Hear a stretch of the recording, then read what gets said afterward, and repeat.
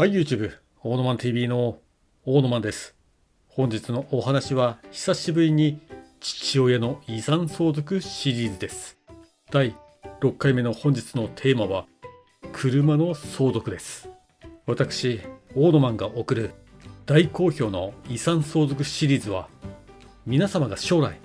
直面するかもしれない親の相続の際に参考になることはないと思いますが、どうぞご覧ください。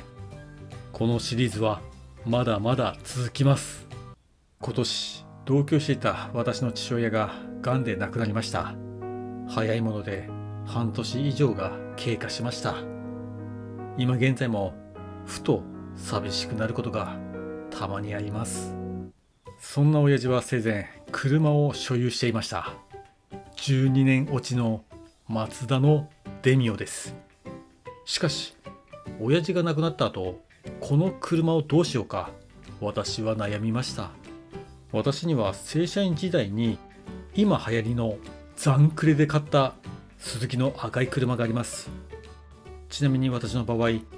残クレ最終の支払いで残金を一括で支払ったので、その車は私のものとなり、私の残クレ人生はそれで終了しました。車買ったらすぐ施工、白山50。私には妹がいますが、妹夫婦にも車があるため、親父の車はいらないと妹に言われました。一瞬私はワンソク TV さんのように車を複数台所有しようかとも考えたりもしました。しかし複数台の車を維持するお金が私にはもちろんないので、親父の四十九日が過ぎてから、また親父の車の任意保険が切れる前に親父の車を手放そうと私は考えたのでありました。亡くなった人の車を処分するには名義変更が必要なんだろうなと、私はそれだけは漠然と思ってました。そんな中、私は偶然背筋が凍りつくような一つの法律の存在を知りました。それは何かというと、道路運送車両法という法律です。なんとそれには、車の所有者が亡くなった場合、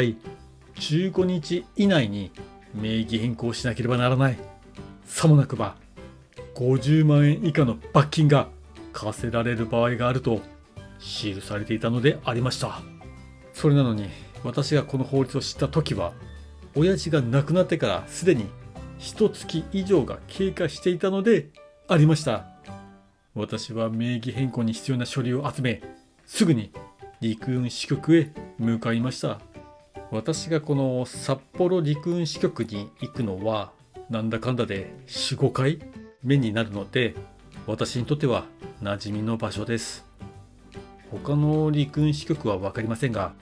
ここ札幌陸運支局の良いところは、書類を出す本カウンターとは別に相談窓口があることです。まずはその相談窓口に行けば、こちらが求める申請方法を担当者が親切丁寧に教えてくれます。それなので、どの用紙を使ってどう書いたらいいのかという悩みが全くありません。そして最後に私はその担当者に、親父が亡くなってから1月以上が経ったんですけど罰金になりますかと泣きながら尋ねました。するとその担当者は、あははははと苦笑いしていました。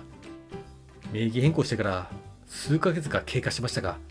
今のところ私のもとには警官も税務署の職員もやってきていません。っていうかさ、なんで猶予期間がたったの15日なんでしょうね。短すぎると思いませんか？せめて2、3ヶ月はあってもいいと思います。なぜなら今回は親父の車がマツダのデミオという誰にも見向きもされない車だから、兄弟間での争いは発生しません。しかしもし個人の車がレクサスだったら、ベンツだったら、BMW だったらどうだったでしょうか。高級車だったら兄弟間の争いがあると思いませんか？あと提出する書類には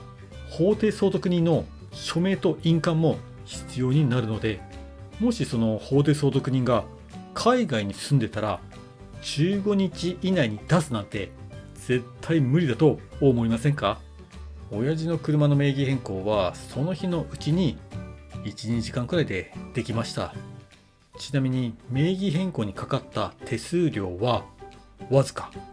500円。この動画をご覧の方で将来私と同じ状況を経験される方がいると思います。まずは名義変更が必要とだけ頭の片隅に置いておくと良いでしょう。ということで本日の動画は以上です。もしこんな派遣社員なのに車2台文字の私に興味のある方はぜひチャンネルの登録をお願いします。それでは皆さん、バイバイ。